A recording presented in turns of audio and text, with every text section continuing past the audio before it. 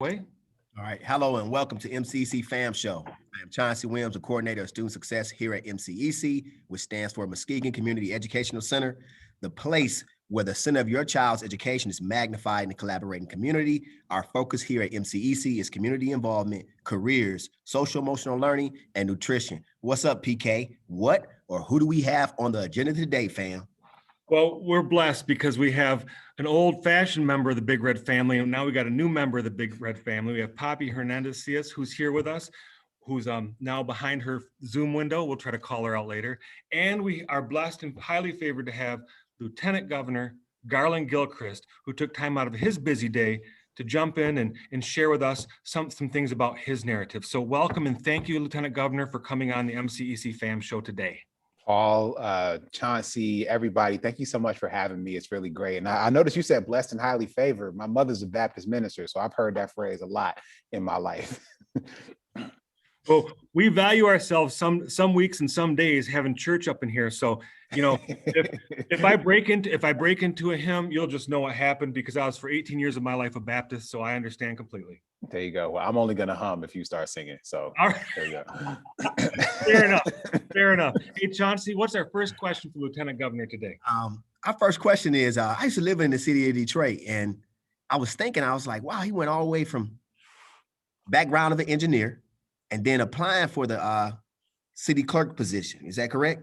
Yeah, so I'm from the east side of Detroit. It's where I was born. Well, I was born on the west side, but then before I was 1 year old, I moved to the east side of Detroit. And I know east side, west side means something different when we talk about Detroit versus Muskegon, but nevertheless, I'm talking about sides of the city where I was born and where I live currently here in the city of Detroit, where I'm speaking with you from. And yeah, my grandma got me a computer when I was 5 years old. She thought her baby needed to have a computer for some reason. I don't know if she saw a commercial or whatever triggered it, but nevertheless, I fell in love with it. And you know, my parents let me, they made it my own. You know, they didn't like take it from me. They didn't try to do like their work on it. They let it be mine to do whatever I wanted with it, change the colors, take it apart, all that. And so that's what led to my foundation in my engineering education. And that's what I did. I was a technology guy. I was a software developer. I went to University of Michigan College of Engineering to learn to be a software developer. Go blue. Everybody should go blue, no doubt. And but you know, I did make this career change. I worked in government in city Detroit after living in Washington, D.C. and Washington State. But yeah, I was encouraged to run for public office in 2017, which was something that I was not planning to do ever in my life. So I did run for that office here in the city 4 years ago now, and it was quite a learning experience. Wow. So I also heard that you applied some of your computer science background to social justice issues. Yeah. So let me try to square that circle because that could sound strange to people. So, you know, I learned technology very young, and I learned really some important lessons. One, you know, my first job was building computers and installing them in recreation centers in Detroit. And I got a chance to teach a class about how to use those computers. I did I taught like people how to use Microsoft Word to write resumes and stuff like that. But I remember this experience I had when I was 16. I showed this little girl named April. She was 8. Showed her the internet for the first time. And we were using, this is back in 1998, I'm dating myself. So we're using the Alta Vista search engine. And we searched for tiger. And the first thing that came up was a logo for the Detroit Tigers. Okay, that's great. We're Detroit Tigers. It's good. The second thing that came up was a picture of a Bengal tiger. And she looks at me and she says, Garlin, was that at the Detroit Zoo? No, April, that tiger is in India. And I saw her imagination just explode. And so I have seen the power of possibility that comes with access to technology and access to the internet. Well, when I got a little older and I started getting involved in really movements and calls for justice and equity, even when I was on campus at the University of Michigan, what I saw is that people use technology to connect and build community. So then it was only natural to me that I could use my technology training to help people connect on a deeper level and to exercise their power to impact society for the greater good. And so that's really how I put those two things together in my career. Your grandma sounds like a fascinating individual to buy a computer, which at that time was very expensive, and just put it into your hands. Yeah, so my grandma was a social studies teacher in Detroit Public Schools at Munger Middle School, 32 years. She's the woman who, she introduced me to so much. She introduced me to government. She actually took me to Lansing when I was 7 or 8, which is the first time I'd ever been there. So I referenced that in my inauguration speech, that the first time I came on those steps was when I was an 8-year-old with my grandma Doris. She introduced me to lots of culture, theater, things like that. So she was a really amazing and visionary lifetime, but also in all aspects of life educator. And she really shared that with me and laid a really strong foundation for me. How did your parents respond to grandma giving you such a pricey gift that early in your? Well, I mean, they had a choice to make, right? I mean, they could have been gatekeepers. They could have said that, they're going to decide and dictate my relationship with this device. Or they could have decided to let me explore the full creativity that was within me that had been sparked by this rectangular box. And they chose the latter. And I'm so thankful for that. And especially as a parent now, and I'm the parent of, I have a twin 7-year-old son and daughter who are finishing the 2nd grade this year. I have a baby girl who will be 2 in June. And I think about that choice my parents made now as a parent, like what can I do to create space for my children to discover themselves rather than trying to, put them in whatever box that I might design for them. See, now, because your thinking is leading me in another direction. Talk to me, what's your opinion about the TikTok phenomena as it relates to kids and even instruction? Have you given any thought around that and why TikTok is such a powerful app these days? I mean, I think that we should have an attitude towards abundance and embrace when it comes to technology platforms. So, whether TikTok today was Snapchat 2 years ago, was Twitter 7 years ago, was, Friendster, MySpace. I can go all the way back to if I want to try to impress y'all. But I think that I think that what we need to recognize that the way that people connect evolves. The way that people learn and seek out information, understanding, connection, relationship, collaboration, all of that evolves. And so we as people who are in the position to make decisions need to not limit people's access to it. And in fact, it's our responsibility to try to then harness those connection mechanisms for, in your case, for the purpose of education and development of the whole child.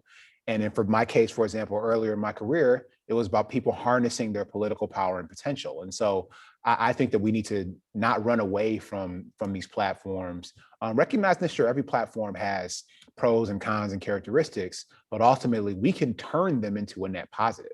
But that's our responsibility and our job to do that. The unhindered approach to follow your passion, I think is something, I think that's a key point, to be able to follow through, to explore, to try to figure out, to get back to that curiosity. All right, guys, I'm going to go off on this tangent for a while. So one of you guys got to jump in. Otherwise, you know how I get. I'm gonna get him with one. I got one. Just thinking about having that tool, evolving at home with that tool, which was a computer. What was the happenstance that led you to? So you're this engineer, you get into college.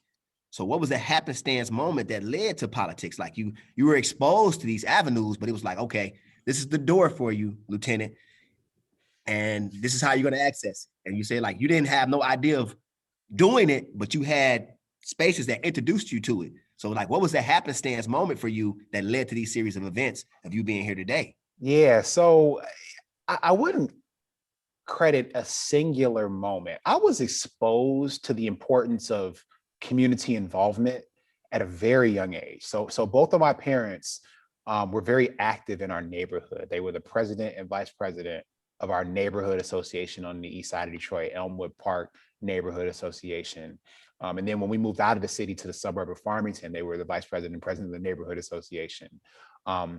We watched political news all day. Like in my house, it was like C-SPAN was on TV and Motown was on the record player, like we would like watch CNN during dinner time. So like I through osmosis, I was the kid handing out agendas and giving people water at these community meetings. So I was exposed to this as a young child. My mother actually, my parents had real jobs. Like my mother was an accountant at General Motors for 30 plus years. My dad worked in defense contract management for the Department of Defense. But she took a leave to work on a mayoral transition in Detroit, for example. So they were pretty active. And so I saw that and knew that was something that was important. Although, again, I thought that you had a real job and then you volunteered to do this community involvement stuff. And so that's where the foundation was laid. But I had, my mother tells me a story about how, like when I was in 5th grade, we did a mock presidential debate. This was the year that there was Bill Clinton, George H.W. Bush, and Ross Perot. And I was Bill Clinton in the mock debate. And let's just say I won the debate very handily. And like the other kid, there might've been some tears shed from that moment. But so I was really involved there. When I got to college at Michigan, I was at the University of Michigan on campus during a really important time in our school's history. I was there when our school's both undergrad and law school admissions processes use of race as a factor in affirmative action was challenged all the way up to the United States Supreme Court in 2004. George Bush's campaign, right? When he did that. Wasn't that George? Well, no, this was the we were challenged all the way up to the Supreme Court. Before that, the case started like in 2002, and it went to the Supreme Court in 2004. And actually, I helped to organize a student response to that. I ran an organization for Black men on campus called Heads. And so we helped to coordinate students, like literally getting on buses and going to DC for our day in court. So I was pretty active as a student as well. But again, I was still on my engineering track. And so I thought that, again, this is something that you did because it was important to you, but you couldn't make it your life's work. What ultimately showed me that I could have a career in that space potentially was after I got out to Seattle, I was again doing my real job, but I started a political blog in 2005. And it was through that website. I was a young Black man writing about public affairs and current events on the internet in 2005. That was not a very common thing. And so I met a lot of friends who did work in the political space professionally. That was like, oh, you can get health insurance being in politics. Like I didn't even know that was a possibility. And so that journey started in 2005, what ultimately led to me, quitting my good job at Microsoft to go work in policy professionally 4 years later, after working on President Obama's first campaign and things like that. So I wouldn't credit any individual or singular moment, but what I would say is being open to just exposure and wanting to make a difference in community ultimately showed me an avenue that was accessible to me. And this ended up being that many years later. So I know, Lieutenant Governor, they're probably going to pull you in a couple of minutes. So let's just assume the setting. We have all of our 9th graders. It's fall of 2021. They're all in the auditorium. What 3 things should every 9th grader know relative to the lifetimes and career of the Lieutenant Governor of the great state of Michigan? One is that I think it's really important that you chase your interests. We are all interested in different things. Like you got to take care of your like core business, right? Like everybody got to do their requirements. You got to take care of that.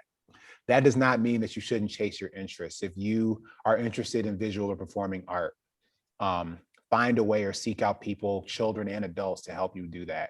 If you are interested in athletics, do that all the way. I played AAU basketball from age 9 to 17. I traveled all around the country playing basketball. I got to see places I would have never seen otherwise, parts of Michigan I would have never seen otherwise. So, please passionately pursue the things that interest you, because ultimately you may find something that can carry you forward. That's one thing.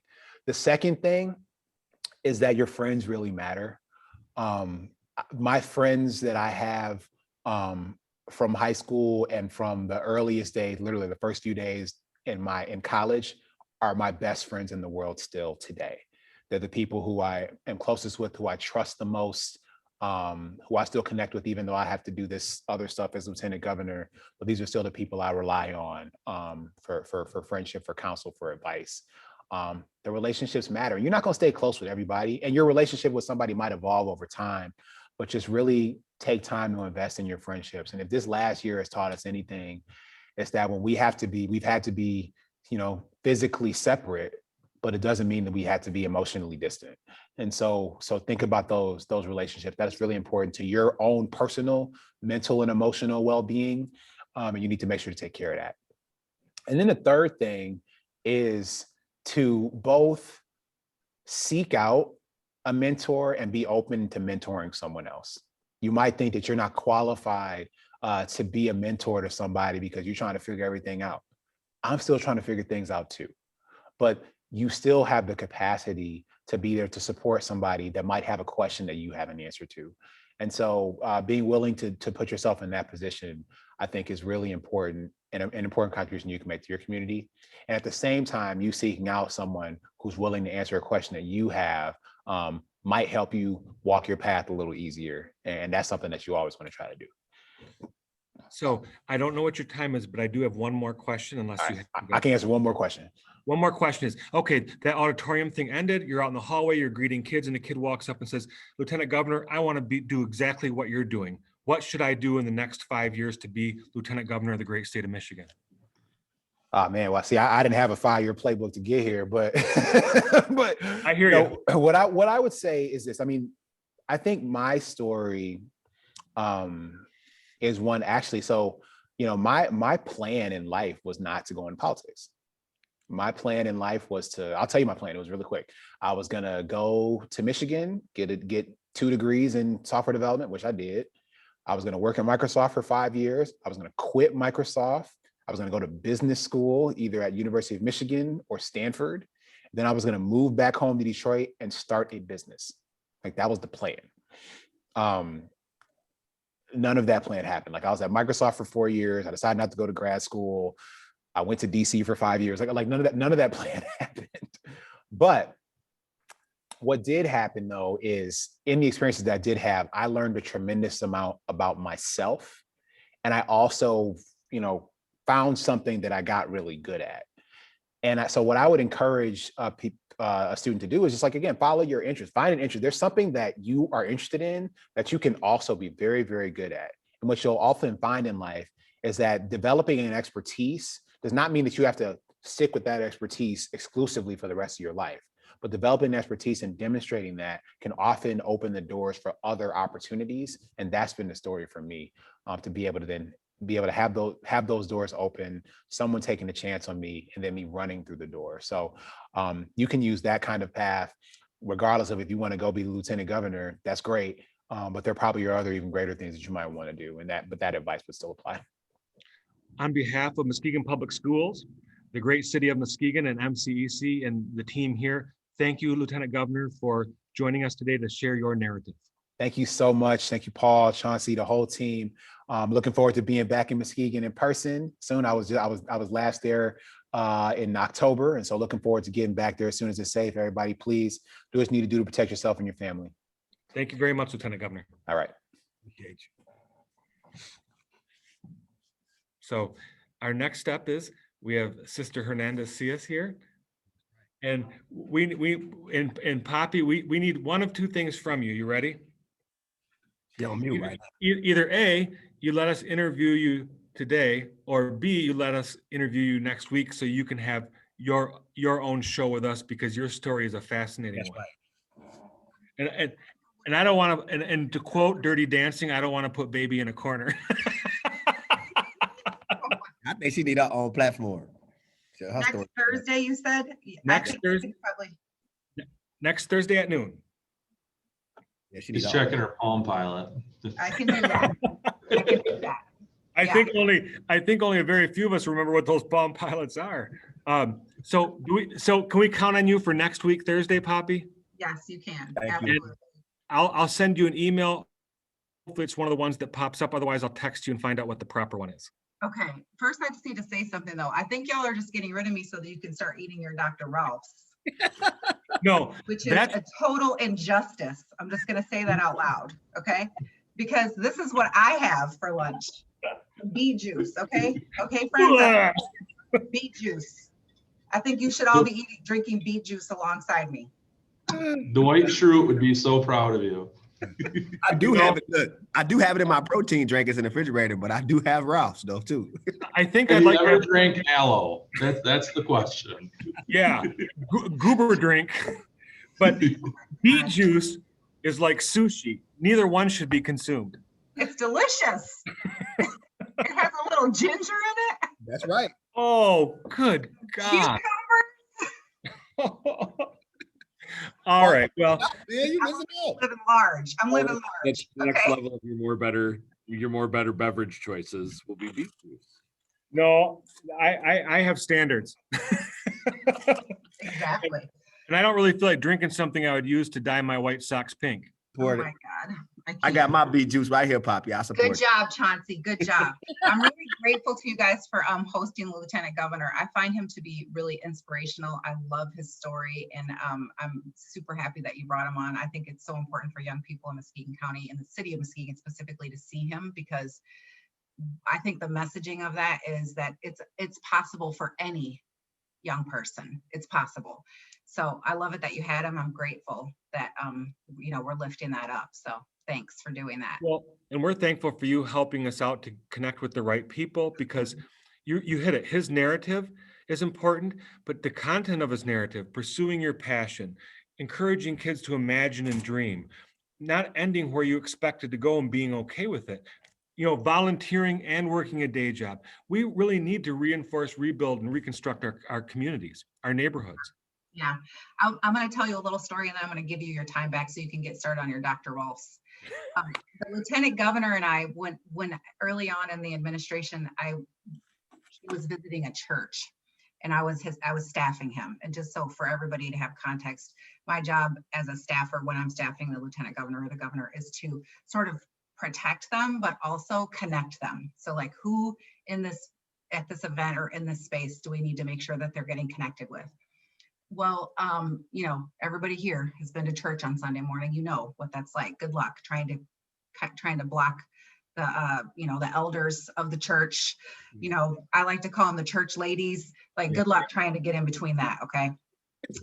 And so I said to the Lieutenant Governor, just kind of like this, like, hey, this is too much. There's too many people. I'm about to start like just waving my hands to create a barrier. And this is before COVID, so there was no personal space respecting happening. And the Lieutenant Governor said to me, Poppy, I've spent a lot of days as the young man in a church setting, visiting churches, talking with elders. He said, don't worry, I'm good. And then he said, this was a really important message for me. He said, there's enough. He said, we have to operate from abundance. And there's enough. There's enough room. There's enough time. There's enough energy. And I love that, because that is how he lives. That is how he leads. And that is what I want for all of our young people in the city of Muskegon. There's enough. You just got to move towards it. And see, what you just said hits all the keys for us, because I won't say it resonates, because I'm tired of I'm hearing that word resonates, but it hits our keys because we're constantly trying to figure out, are we coming from abundance, or are we coming from scarcity? Yes. Are we coming from enough? Or are we coming from fear? Are we coming from, if I give to you, it takes from me? That's brilliant. Yeah, I know. And I look at you all in the Zoom screen, and I think about how much abundance there is for the young people at MCEC and the young people in the city of Muskegon. And I feel very optimistic about the possibilities. So thank you all for your service. I appreciate it. You're welcome. We're going to have to catch up at some point so we can talk to you about city as school. Once things are back to where we can, commingle and so forth. We're Yeah, going to talk to you about some of the things going on. You'd be interested. I definitely am. And I will talk to you all next Thursday. You heard it here. I committed to it. So I got to block it on my calendar. And I'll be in touch. Thanks, All right. everyone. Thanks, Bye. Poppy. Bye-bye. That's good. And like that's confirmation for us. We talk about it all the time. And we always look at our students, because some people look at them with deficits. And we always say, hey, what can you do? What do you want to do? We know where it's at. And hearing him say that to her, it's enough. Man, that's the sermon of the day. Well, we've got like about 3 or 4 sermons because these themes keep popping back up. That's what's uncanny. I feel like it almost seems like sometimes like we've coached our guests based upon some of the conversations we've had, or they've coached us. But the reality is, doing right and being right and trying to work that out, people are arriving at similar points. And for all the awfulness of the pandemic, I think that for some, I'm hoping I'm one of them, there's been some pieces of clarity, or some sort of stops to look around like, what are we doing? Yeah. I think that's pretty huge stuff. Yeah, I want to connect with you on that because I look at it like I don't see too many people, but the people I see is I'm supposed to see them. That's what the pandemic has done for me. And the relationships, if I have a phone conversation and it's with somebody that's connected to that wavelength, they're hour long because we're talking about how we're going to make moves for kids or how to improve somebody else's life. And I mean, those are the ones I want to have, and I want to keep on having those conversations. And if this were church, which it's not, Mm. my little mini sermon would be on the power, curiosity, and creativity of being a disciple. Because why those fellas and women ran around together doing what they did, I've gotten a new perspective into that kind of thinking this year, which is a small group of people can begin to make change. And we don't have to rely upon millions of dollars in grants. We don't have to rely upon, if only it's enough. It's enough. That's my new hashtag. It's enough. Getting a computer at 8 is great instead of buying somebody in the video game. Or 5, he got it at 5. So getting a computer at 5 years old, he was exposed to that technology so early. So whenever he had a problem, if he had to add to the hard drive or whatever, he had to. I know grandma say, look, we're going to buy this. We're going to go to the store together. We're going to get this. We're going to add this. So that led to a lot of classes, courses, a lot of hardships for him. But by the time he walked into a college class, he was like, I know how to build a whole computer. I had one at 5. That's what we talk about. Exploration and exposure. Expose me to it early so I won't have anxiety or fear about trying something. Because I've been around since I was 5. And if you love Fortnite, how can we connect those same loves to a career passion? Because they're connected. Yes, they are. I've seen training videos of helicopters for the military, and they remind me of Fortnite in a lot of ways. But I digress. Oh, you're exactly right. And that's how I've seen spaces of work. We've been spaces as a team, and I'm like, look, this is like a video game center. But it's a place to help deal with emergencies in the county. I'm like, wow. So, And you know, sometimes change doesn't have to be super big either. It can just start with the 3 dudes. Do what's right, do your best, and do for others. They could start right there, right in your immediate environment. Treating people with respect, doing your absolute best at whatever it is you're doing, not being afraid to fail, and trying to do the right things. I like that. 3 do your dudes. best. 3 dues. Do your best. Do what else? Do what's right and do for others. I stole that from Coach Anise. That's part of his pillars of success is the 3 dudes. And that's something that I believe is fundamental, and it doesn't take a lot of effort. It doesn't take any amount of money. I like to focus on the things that don't cost anything, right? Because in life, that's truly what you can control. Like, oh, I have this idea, but it takes $1 million. Like, in reality, you're counting on other people to supplement that. That's not something that you may be able to just walk out of the room and do on your own. Okay, maybe you can, maybe you can't. I don't know. But the self-control issues, the things that the main ingredient is integrity. Those are things that you can work on and you can control. You control how you feel with people. You can control your effort, and you can control by doing what's right or trying to. And then understanding that when you do make a mistake, it's not the end of it. Right? Everybody makes mistakes. I've made 5 million of them today. Yeah. Okay, everybody makes mistakes. All right, it's how you react and how you overcome.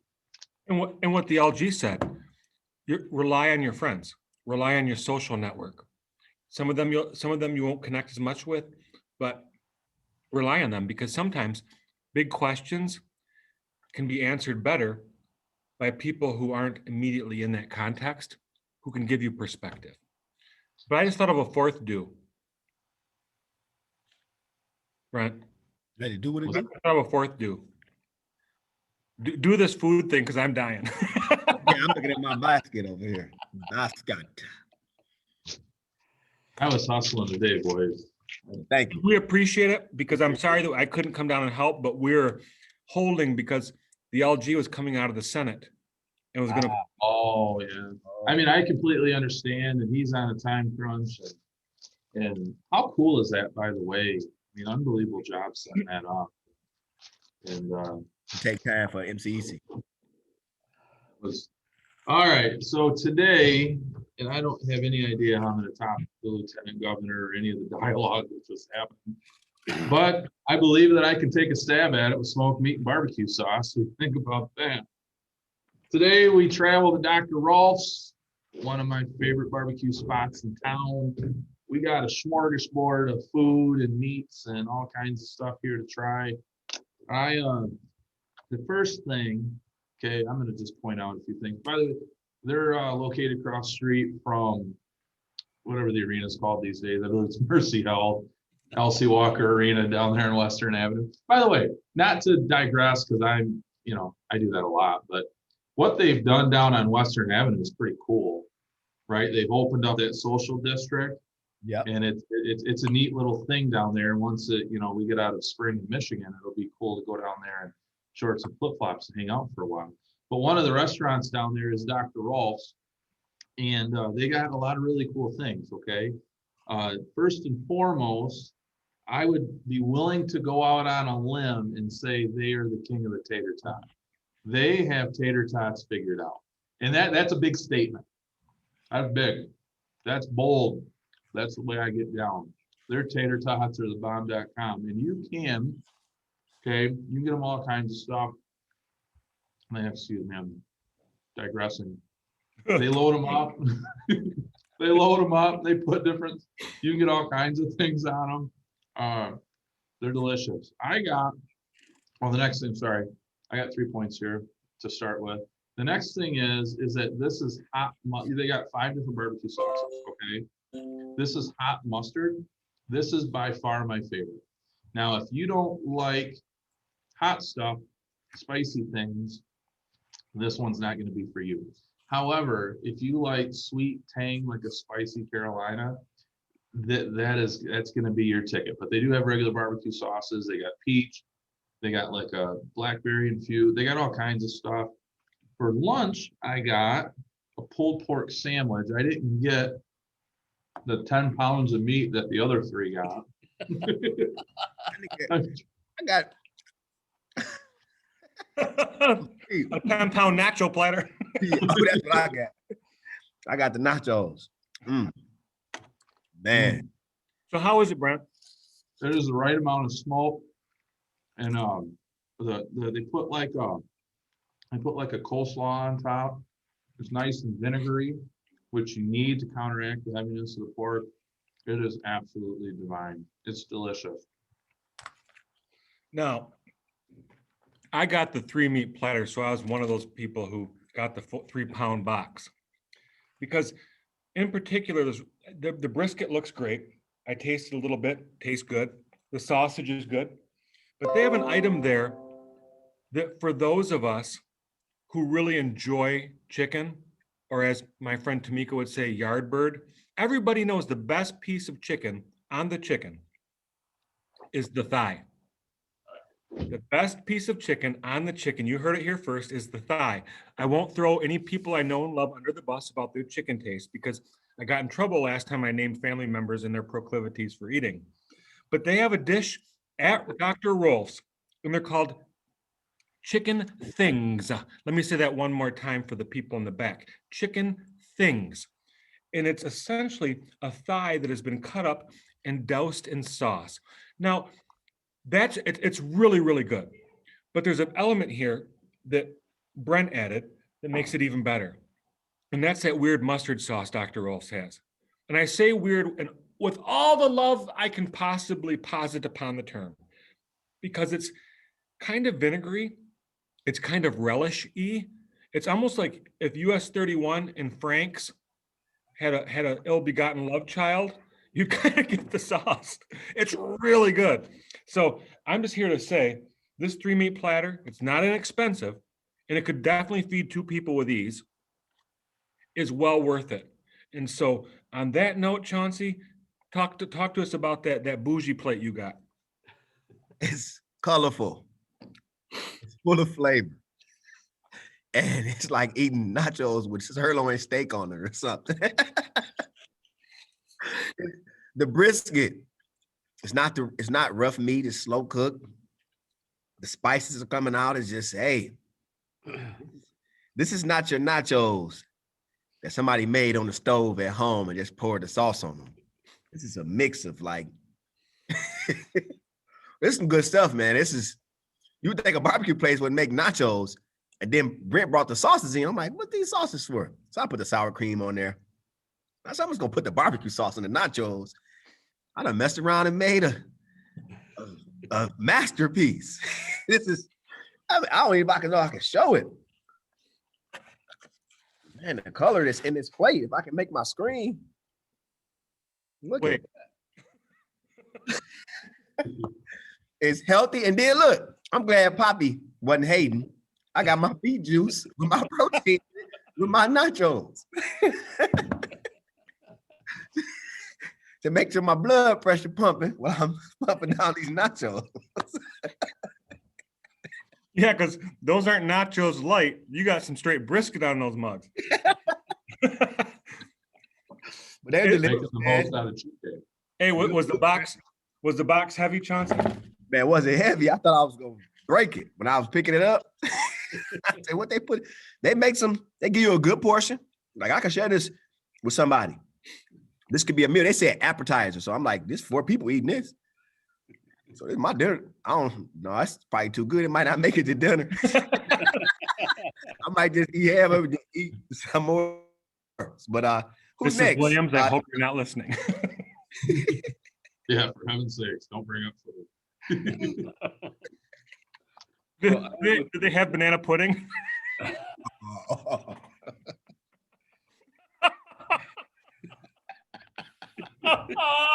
I tell you what they don't have. They don't have my wife's banana pudding because she makes the best banana pudding on the planet. Man, this is some good food. I had to go with the meat platter. So I went with the brisket and the sausage, it's delicious. It's everything you guys described. But then I went with the coleslaw and butter beans for the side, and they are phenomenal. It is great food. Which coleslaw is it, Tom? Is it more vinegar? Is it sweet? It looks vinegary. It's good. It's not Okay. too sweet. It was good. It's right there. A good mix of cabbages and like some bell pepper in there. It's good. The other hero that and I forgot that Tom wasn't going to eat his, or I might have broke it half for Chauncey and I. Is the cornbread waffle. The cornbread waffle. Their cornbread waffles are delicious. I love them. I absolutely love them. And then dip like into like the pools of goodness that they give you, aka the sauces. I'm telling you, it ain't bad. It ain't bad. Cornbread waffle. Hey, That's- Brent. It ain't bad. And you know what? When you look at the menu, it can be a little pricey, right? It's not super inexpensive. It's not expensive. You know, the 3 meat plate is like $20 or so, right? But they give you so much food. Like my wife and I go there, we get one and split it between us. And then we'll order an appetizer. So you walk out there and it costs just as much, if not maybe a little less, because we're sharing than if you go to like other restaurants around town. So definitely worth the stop. It's delicious barbecue. It's all homemade. The smokers are out back. They're getting after it. And if you haven't been there and went down to the social district, those are definitely some things you need to consider. And I'm going to say along with the tater tots, because I think the tater tots are one of the greatest additions to the plate Americana of all time. And I don't think they get their just desserts. I think that, tater tots are left on the sideline many times. But these chicken things are really something. I would recommend them to anybody who really appreciates the culinary delight of a chicken thigh. It's seasoned, it's saucy. And plus, if you get a little of that weird mustard sauce, which I say with a lot of love, you will not be disappointed. So here's the point where ask Chauncey to shut us down while he's got his mouth full of food. Man, Before we go, once again, right? Last week it happened the week before.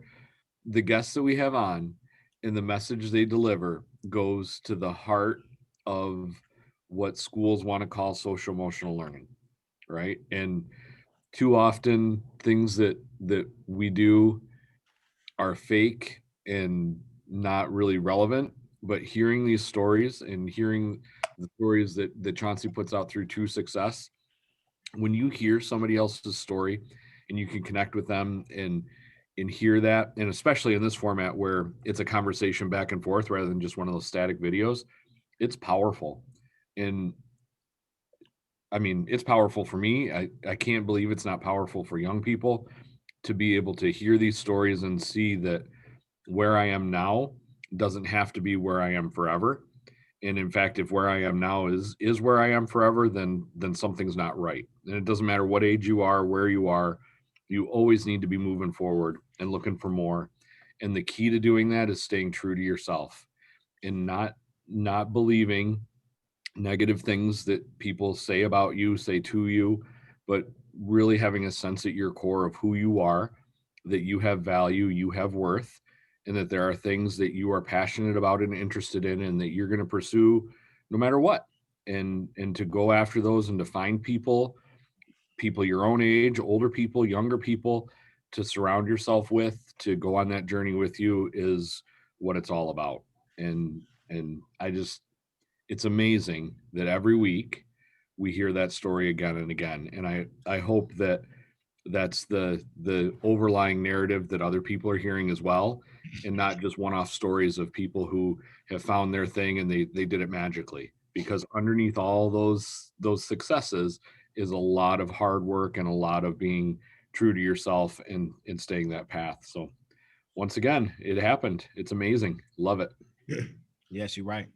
It's just organic. It's like you could see a brother. I call him a brother because I mean, like, you could see the organicness in his story and him sharing.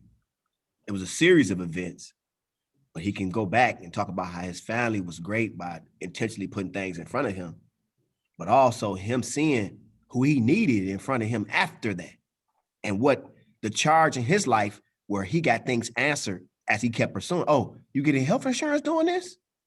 Oh, you're not doing this as on a volunteering? Nope, they paying me. So then that made him take a leap to say, I've been born into this. And that's what we want our students to have. Take the gift that you were born with and make it a career. What do you want to do? What do you want to do? And those 3 do's, right? The 3 do's are all about you being an advocate for yourself and you taking action and you not sitting back and waiting for something to happen, and you taking the step you need to today so that 10 steps down the road, you meet somebody that has $1 million for your idea that you had way back then. But if you just stay in the pity pot and you sit down there and you don't take any actions and you don't do those 3 things and make an attempt, you're never going to meet that person and you're never going to have a chance to pursue that dream that you've had. So you've got to take that step. You've got to move forward. You have to be true to yourself. You have to make decisions that you are going to be willing to accept the results from and move forward and do that in all the little things, in all the decisions that you make in the mornings and during the day. Those all add up. And every story we hear, that's the message that I'm hearing is like, do the next right thing, do the next step, take the next step, have faith that it'll be there. Here's a testimony for us though, like Poppy. Let's say if either one of us had a bad experience with her. I know she's worked in the office alongside the superintendent, other spaces I've seen her, and it's always been positive encounters. So imagine you are trying to connect with somebody, that's their job to staff the LG, and you have a bad relationship with that person. We wouldn't have had no access if our characters and our history of who we are as people, because we sent out an email, that's all we did, PK didn't we? And next thing you know, we got to that space, they did their research, said, oh, they good, those people are good. And that's That's how you open doors for yourself. That integrity piece, like you're saying, all those things, they encompass the good. So somebody else could speak on behalf. Yeah, that's good. They're gonna treat you well. You need to make that meeting. And I want to commend her too, just for doing that, but just also having that previous history of being in a good space with somebody. Yep. So, And it doesn't mean that at some point in time, each of the one of the four of us didn't make a misstep, didn't goof something up, didn't drop the ball, didn't do this. But when that happens, we're like, oh man, I really messed that up. yeah. And you go and you're honest with the person that you wronged, and you're in that situation, and and you're not trying to fluff it up and make it something it's not. You accept the responsibility and you move forward. And that's the thing that keeps you going and maintains those relationships, even though they're not always perfect and they're not always easy. Yeah. Well, one thing's for sure, we've successfully had church one more time on a Thursday at noon around the table, right? Where we're sort of eating.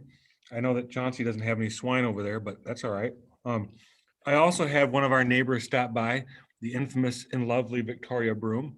So I'm going to make sure I say hello to her and offer her maybe like a little scrap of chicken thing. She said she's straight, so I guess she doesn't get any chicken things. So, gentlemen, as always, it's a pleasure. I look forward to this moment in the week. I think, and each week I think, wow, that was the best one. But it seems like I keep saying that every time, like because we learn something new each week. So it's the gift that keeps on giving, right? It is. It'd be interesting to go back and see what things were like at the beginning of this. I don't remember when exactly we started, but I know the feeling is that the stories and the themes keep repeating, and it's phenomenal. And I'm, there's got to be a point where people that are skeptical realize that all these stories can't be made up and they're not fake, and we're not cherry picking people, right? It's like Chauncey, it's like last year when people would stop us in the hall and ask me a question they just asked you, and I give the same answer, and they look at us like, what? And the only conclusion you can draw is that it's the truth. If multiple people from multiple places are telling you the same thing, then they're all crazy in the same way, or it's the truth. So You're all crazy in the same way. That's good. which is completely possible, by the way. completely possible. And I'll add a fifth Victoria Broom to that list right along with us. 'Cause she's over here trying to take my picture for Snapchat while I'm stuffing my face on the low. So before she tries to heat me anymore with little pictures, why don't you take us out of here, Chauncey? Okay. Woo. Well, that's the end of our live hour. Thanks for tuning in to the MCEC Fam Show, the place where the center of your child's education is magnified in the collaborating community. All right, y'all. Bon appetit.